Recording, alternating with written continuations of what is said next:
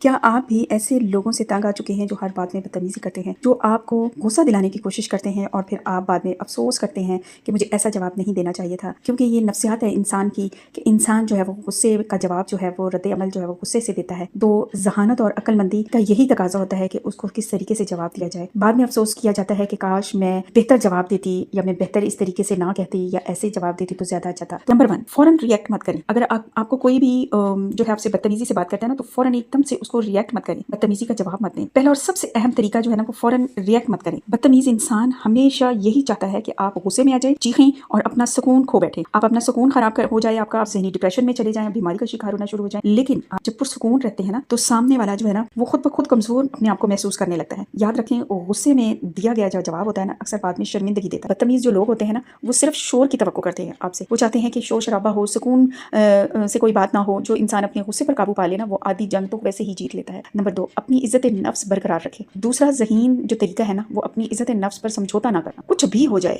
بار بار اس لیے بدتمیزی کرتے ہیں کچھ لوگ کہ ہم انہیں روکنے کی ہمت نہیں کرتے۔ یاد رکھیں جو خاموش رہنا بھی اچھی بات ہوتی ہے لیکن ہر ظلم برداشت کرنا بھی ٹھیک نہیں ہوتا ہے۔ لوگوں کا حوصلہ بڑھتا ہے ایسے بدتمیز لوگوں کا۔ اگر کوئی حد سے زیادہ بڑھ رہا ہو نا تو نرمی مگر اعتماد سے عقل سے اپنی بات رکھیں، اسے خاموش کروائیں، اسے جواب دیں، اس کو پتہ ہو، احساس ہو کہ اس کے یہ مجھے خاموش کروا سکتا ہے اپنے ورڈز کے ذریعے سے، اپنے لفظوں کی طاقت سے۔ مثلا مجھے عزت پہ یہ کمپرومائز نہیں کرے گا میرے سامنے۔ مجھے شخص خود کو اہم سمجھتا ہے، دنیا بھی اسے اہم سمجھتی ہے۔ جو شخص اپنی عزت نفس کی حفاظت کرنا جانتا ہے دنیا بھی اس کی عزت کرتی ہے، ورنہ ہر کوئی ایک رونتا ہوا آپ کو پاؤں کے نیچے چلا جائے گا اور آپ کو پتہ بھی نہیں چلے گا۔ کمپرومائز مت کریں اپنی عزت نفس پر۔ اگر بات آپ کی عزت پر آ جائے نا تو خاموشی سے اور بڑے دو ٹوک الفاظ میں آگے والے کو چپ کروائیں۔ نمبر 3، ہر بات کو اپنے دل پر نہ لیں۔ تیسرا اور سب سے طاقتور جو طریقہ ہے نا وہ یہی ہے کہ ہر بات کو دل پر نہ لینا۔ اکثر بدتمیز لوگ اندر سے خود پریشان ہوتے ہیں، وہ اپنا غصہ دوسروں پر نکالتے رہتے ہیں۔ اگر آپ ہر بات کو دل پر لیتے رہیں گے نا تو آپ کا سکون بھی ختم ہو جائے گا اور آپ ذہنی ڈپریشن اور پریشانی اور ایک ٹینشن میں چلے جائیں گے اور آپ بھی پیشنٹ بن جائیں گے ڈپریشن کے اور ذہنی مریض ہوتے جائیں گے کہ فلاں نے مجھے یہ کہا،